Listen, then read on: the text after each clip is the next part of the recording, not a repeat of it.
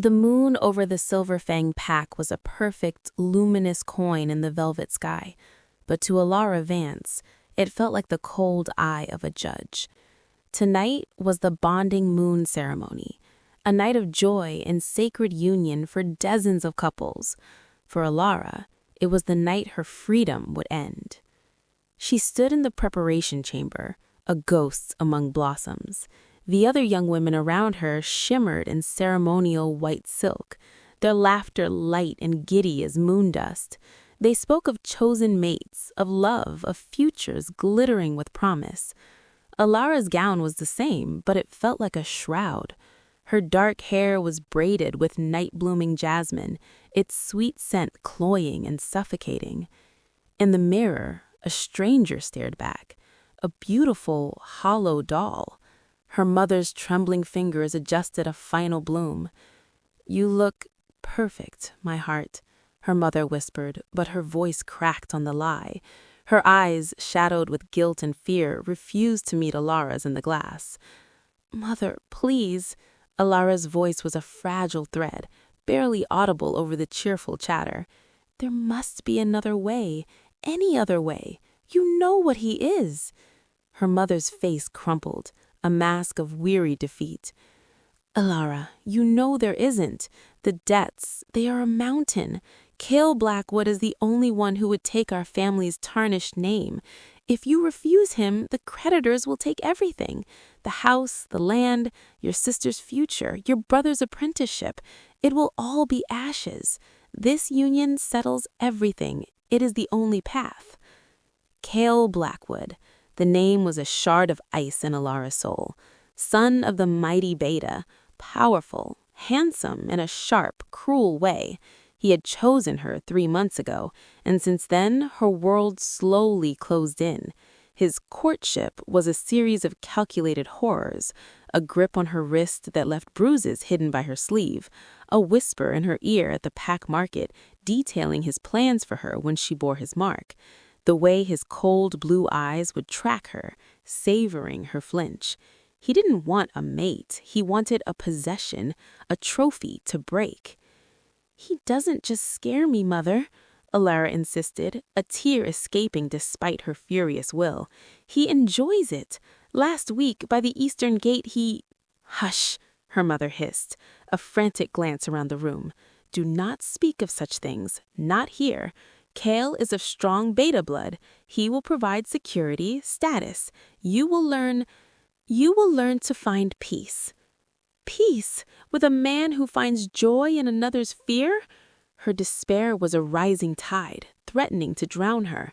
Her mother cupped her face, her own tears finally falling. "You are my brave, brave girl. You must be brave for just a little longer, for your family. The ceremony begins soon. You must compose yourself. No tears. Our family's honor rests on your shoulders tonight." With a final, broken look, her mother slipped away, leaving Alara alone in the crowd of strangers. The weight of her duty was a physical chain. She thought of running, of melting into the dark forest, but she pictured her younger sister, Liana, her dreams of becoming a healer evaporating. She saw her brother, Finn, his head bowed in shame. Her father, a shell of the man he once was, hiding from the sun and his own failures. Where could she run that Cale, with all his resources and malice, would not find her? The tears came then, silent and hot. She did not sob. She stood perfectly still as they carved tracks through the powder on her cheeks. In 1 hour, she would stand before the entire pack, before the Alpha King himself, and offer her throat to a monster. The bite would seal the bond, tying her soul to his for life. There would be no escape. The girl in the mirror was already gone. High above the ceremonial grounds, on a stone dais woven with ancient symbols, King Lysander Thorne watched his people gather. At 35, he was a ruler carved from granite and moonlight, his power a palpable force that hummed in the air. He had led the Silver Fang pack for 12 years with a firm, just hand, and he had led it alone. No mate, no queen, no bond. It wasn't for lack of trying or lack of hopeful families presenting their daughters. The mate bond, that sacred, fated connection, had simply never sparked for him. He had begun to believe it never would, that his destiny was to be the solitary guardian, the king who presided over the happiness of others, while his own heart remained a locked vault. Tonight would be another exercise in quiet endurance. He would bless the couples, witness the bonds, and return to the cold, echoing silence of the royal chambers. "Your Majesty," a smooth, familiar voice intruded on his thoughts.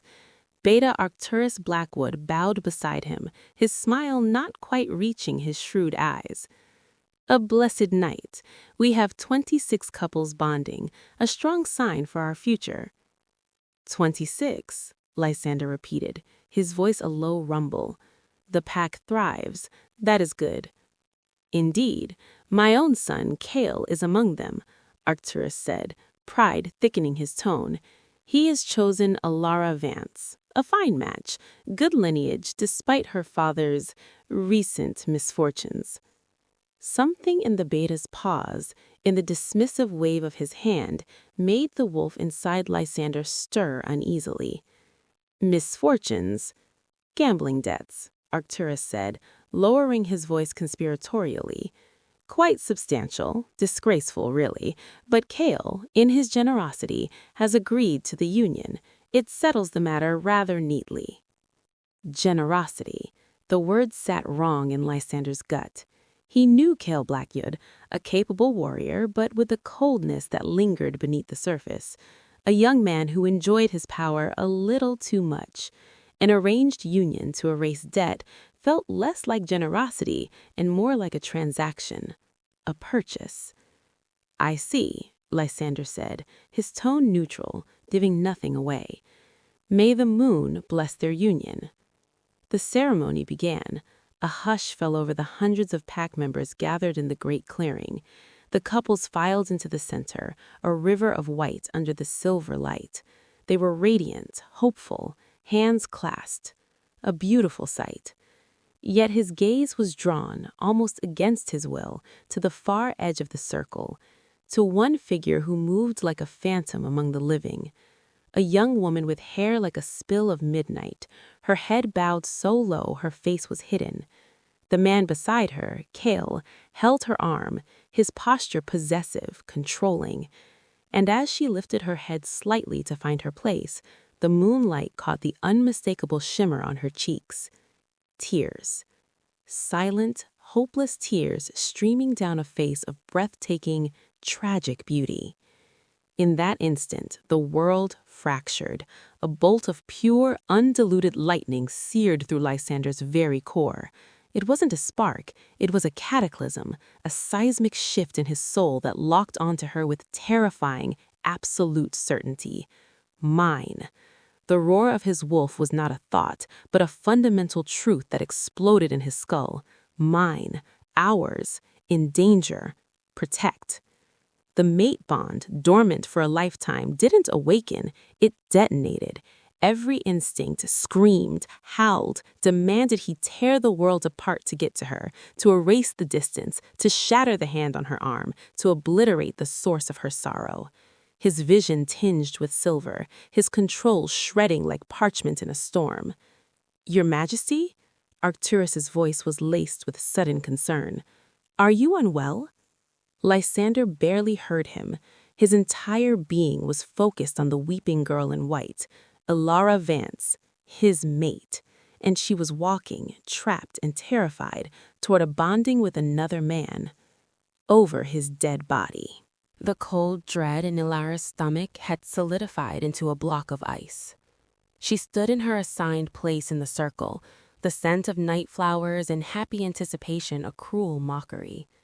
Cale's grip was a vice on her upper arm, his fingers digging in just enough to promise future bruises. "Stop that sniveling," he muttered, his lips a hair's breadth from her ear. His breath was warm, but it chilled her to the bone.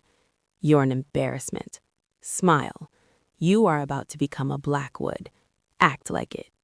"I'm sorry," she whispered automatically, the apology tasting like ash. She wasn't sorry for her tears, she was sorry for her own powerlessness. "You will be," he promised, his voice dripping with a quiet, venomous delight. "After tonight, you'll learn what it truly means to belong to me. Any defiance, any tears will have consequences. I will sculpt you into the mate I deserve." His words were a prison sentence. Ilara felt the walls closing in. She looked up, seeking some anchor in the sea of faces, and her eyes collided with a pair from the high dais. King Lysander. He was staring directly at her, not at the ceremony, not at the crowd, at her, and his eyes, usually a stormy gray, were blazing with pure molten silver. His expression was not one of regal observation. It was raw, unfiltered fury, but not, she realized with a jolt, fury at her. It was a fury for her. Before the ceremony master could begin the blessings, the king moved. He descended from the dais, his movement fluid and predatory, a force of nature in motion.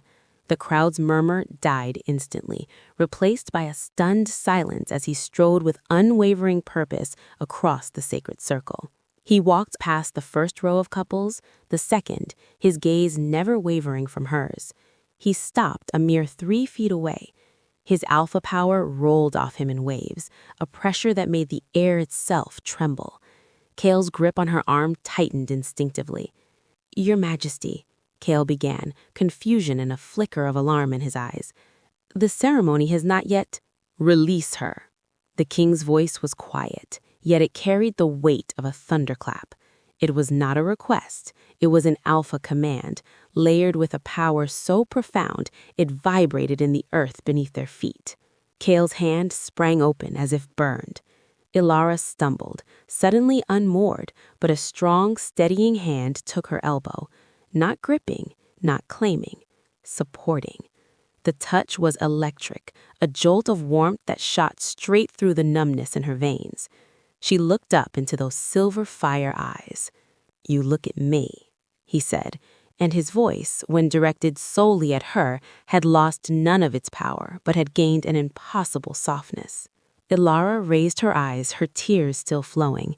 In his gaze, she saw the fury melt into something else, a profound, startling recognition, and a protectiveness so fierce it stole her breath. "What is your name?" he asked, though he said it as if he was confirming a truth he already knew. "Ilara," she whispered, her voice trembling. "Ilara Vance." Ilara. He tasted her name, and it sounded like a prayer on his lips. Then his gaze hardened slightly as he looked past her to Kale. "Do you wish to bond with this man?" The question hung in the silent clearing, monumental. Hundreds held their breath. Kale made a choked sound of protest, but a single slicing glance from the king silenced him. Ilara's heart hammered against her ribs. This was it, the moment of truth, offered on a king's palm. She thought of her family, of the debts, of the ruin that awaited them if she spoke. But she also felt the ghost of Kale's painful grip, heard the echo of his cruel whispers. She looked into the king's eyes and saw not judgment, but sanctuary. Her voice broke. She tried again, forcing the words past her fear. "I have no choice." "You always have a choice," he worded. "A vow, always." Slowly, giving her every chance to retreat, he raised his hand. With a tenderness that made her tears fall faster, he used his thumbs to wipe them from her cheeks. The gesture was so intimate, so possessive in its care, that a collective gasp rippled through the pack. "Let me ask you again, Ilara Vance. Speak your truth, and it will be your law. Do you want to bond with Kale Blackwood?" The world narrowed to his face, to the safety in his eyes, to the lifeline he was offering. She clutched it with her soul. "No." The word was a breath, a liberation. "No, I do not. He is cruel. He terrifies me." A low growl emanated from the king, a sound of pure primal rage that made the surrounding lichens flinch. But his touch on her face remained gentle. "Your family's debts are irrelevant," he declared, his voice ringing out for all to hear. "No one will chain you to fear. Not in my pack, not while I draw breath. Your Majesty, Beta Arcturus pushed forward, his face a mask of outrage. This is an outrage. There was a formal agreement. Her father accepted. An agreement made under the duress of poverty is no agreement at all. Lysandra's voice cut like a whip. This ceremony is for love and choice, not financial settlement. The debts will be forgiven. I will see to it personally. You owe her nothing. He turned back to Alara, his voice dropping again for her ears only. You are free, Alara. You can walk away from this circle right now, and I will ensure your safety and your family's security. He paused, his silver eyes searching hers. The connection between them was a live wire, humming with an energy she could now feel in her own blood. It was terrifying and magnificent.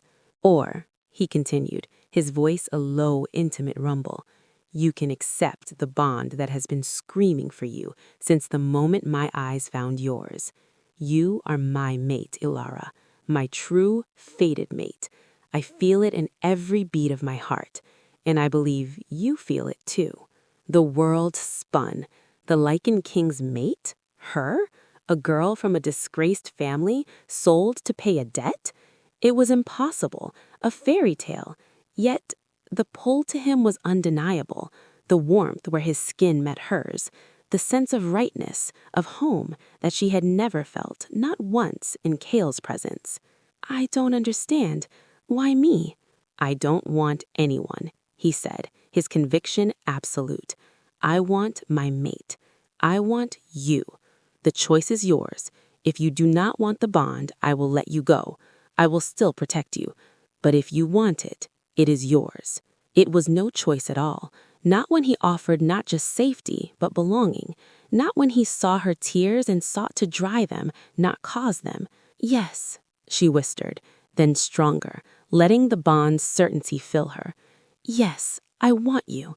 I accept. A smile transformed his stern face, breathtaking in its warmth. Then, before our pack, under the moon's sacred eye, I claim you first. He turned to the stunned assembly, his arm coming around her, holding her to his side. Hear me, Silver Fang Pack, by the ancient right of the true mate bond, by the will of the moon, I claim Ilara Vance as my own. I claim her first, above all others, as my mate and your queen. The declaration was a shockwave. To claim first was the highest honor, a declaration of supreme importance and unbreakable protection. Beta Arcturus sputtered, pale with rage. This is an outrage. Are you challenging a true mate claim, Beta? Lysander's voice dropped to a deadly calm. The old laws are clear. We can settle it now. The threat of an alpha challenge hung in the air. Arcturus's jaw clenched, his fury palpable, but he bowed his head. No, Your Majesty. Of course not. Lysander's gaze found Kale, who was staring at Alara with naked hatred. You will not approach her. You will not look at her. If you do, you answer to me. Is that clear? Kale gave a stiff, furious nod. Then the king turned back to Alara, his world narrowing to her once more. Are you ready? She nodded, trust blossoming where fear had lived. I trust you. He pulled her close, one arm a secure bond around her waist, the other cradling the back of her head with infinite care. He tilted her neck, exposing the soft skin where her shoulder met her throat. Her breath was warm against her skin. Forever mine, he murmured, a promise and a pledge. Then his teeth met her skin. There was pressure, an intense, overwhelming surge of energy, but no pain. It felt like a missing piece of her soul slamming into place. A flash of brilliant silver light enveloped them both, so bright the crowd shielded their eyes. Ilara felt him, Lysander, flood into her mind, her heart. She felt his fierce protectiveness, his awe, his unwavering joy. The bond settled deep, permanent and perfect. When he lifted his head, his mark, a unique, elegant pattern, was already sealing on her neck. He gently licked the wound, the gesture healing and reverent, then pressed a soft kiss beside it. Perfect, he breathed against her skin. "You are perfect." Her legs gave way, overwhelmed by the bond's intensity, but he was already sweeping her up into his arms, holding her securely against his broad chest. "I have you," he said, his voice thick with emotion. "I will all—" The meeting continued, shifting to matters of border tariffs and grain stores. Ilara stood silently, absorbing the dynamic, the undercurrents of loyalty and ambition. She was an outsider, a disruption, but Alistair's unwavering stance beside her was a wall against the storm.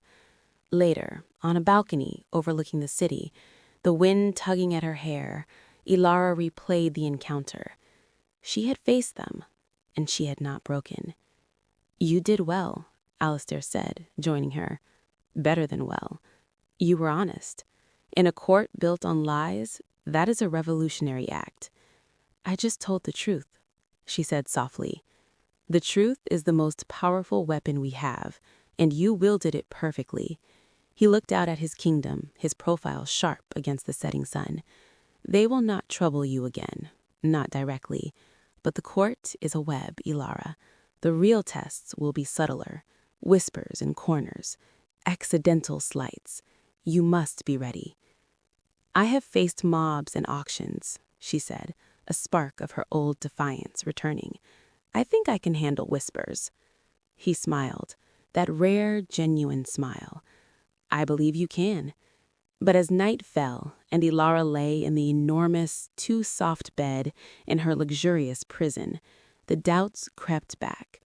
She had survived the first skirmish, but the war for her place in this impossible new life had only just begun.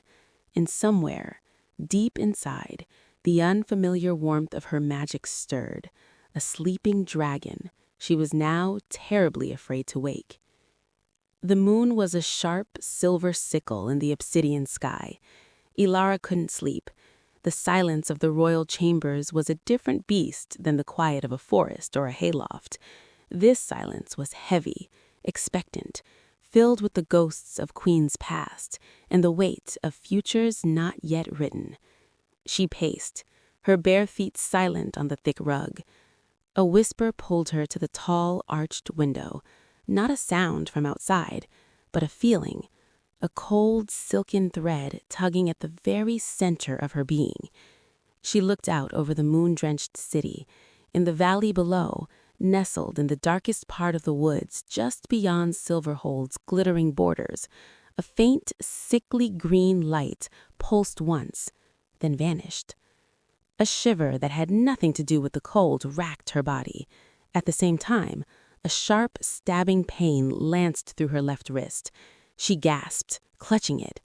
The crescent moon birthmark, usually pale and faint, was glowing with the same eerie silver light as the moon above. It burned with an icy fire. As quickly as it came, the pain and the glow subsided. Ilara stared at her wrist, her heart hammering against her ribs. A coincidence, a trick of the light in her frayed nerves. She repeated it to herself like a prayer.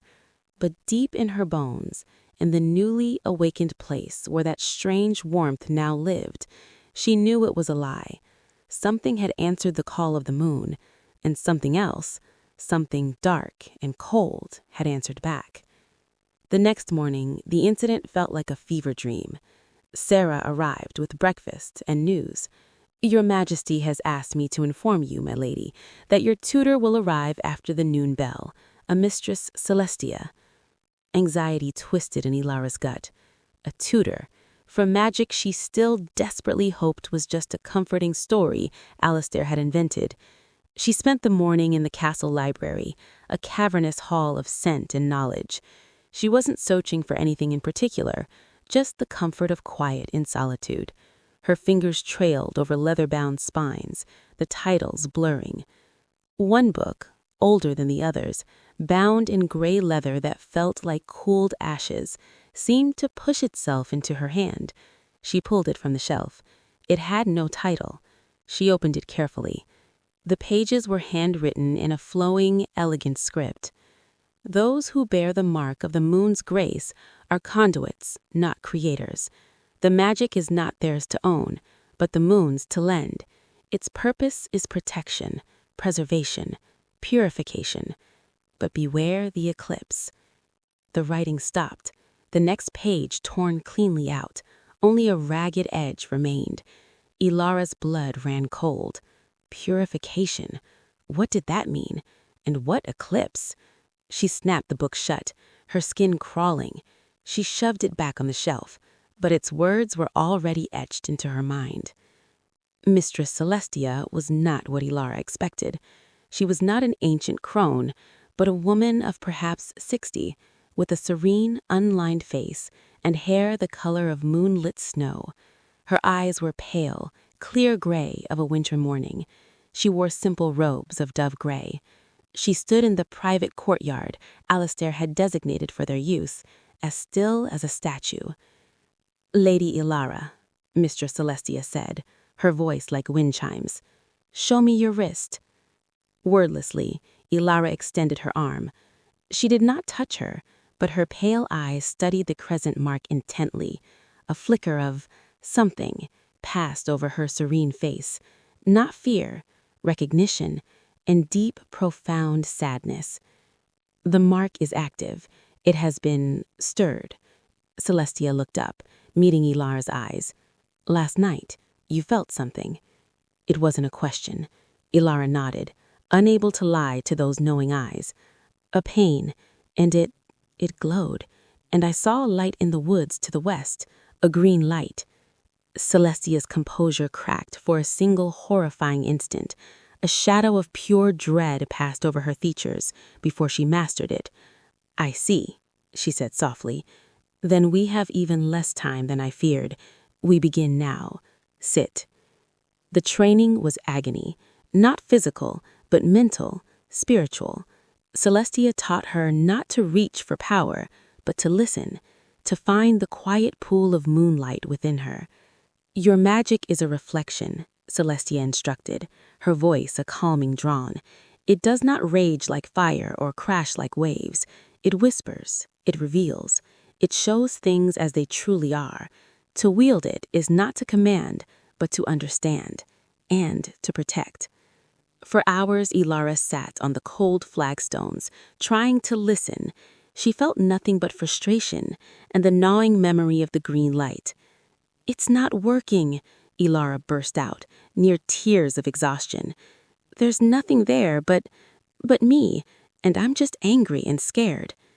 "Anger is a shield. Fear is a lock," Celestia said, unmoved. "You must set them down. The magic will not come if you hold them so tightly. Think of a moment of true peace, however small." Ilara closed her eyes, searching. The memories were all tainted. Happiness before a fire, comfort before a fever. Then she found one. A moment in the forest with Alistair, during their journey. A brief pause by a sun-dappled stream. He had been checking Mist's hoof, his movements sure and gentle. He looked up, caught her watching, and for a beat heart, there was no king, no cursed girl, just two people in a quiet wood. A moment of unexpected, uncomplicated peace. She clung to that feeling, and there, beneath the fear, she found it. A cool, silvery shimmer deep in her core, like moonlight on water. I feel something," she whispered. "Good," Celestia said, a note of approval in her voice. "Now, do not grasp it. Simply let your awareness rest upon it, like watching a fish in a pond. Do not stir the water." Days turned into a week. Ilara learned to find the cool pool of silver light within her at will. She learned to let its energy wash over her hands, manifesting as a faint, shimmering aura. She could make the air in front of her waver like a heat haze, a basic shield, Celestia said. It was exhausting, minute work. Alistair came each evening, a solid, reassuring presence.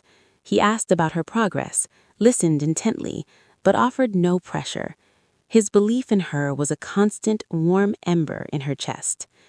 One afternoon, as Ilara practiced sustaining her fragile shield, a commotion erupted in the main courtyard below. Shouts, the clatter of hooves, a cry of alarm. Her concentration shattered. The shield flickered and died. She and Celestia rushed to the balcony. Below, royal guards were surrounding a rider on a lathered horse. The rider was one of Kaelin's men, his armor dented, his face streaked with blood and grime. Alistair was already there, his face like thunder.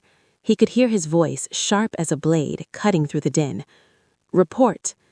The outpost at Grimshaw Ford, sire, attacked just before dawn. Not bandits, sire. They were organized, and they had a symbol, a black sun eclipsed by a crescent moon." Every ounce of color drained from Celestia's face. She gripped the balcony, her knuckles white. Alistair's head snapped up. His gaze instinctively found Ilara on the balcony. His eyes held a question and a dawning, terrible understanding. The soldier continued, his voice cracking. "They left nothing, sire. They just slaughtered. And they left a message carved into the stone. It said..." The man faltered. "Out with it," Alistair commanded. It said, "The eclipse comes for the false moon." A deafening silence followed. All eyes in the courtyard, including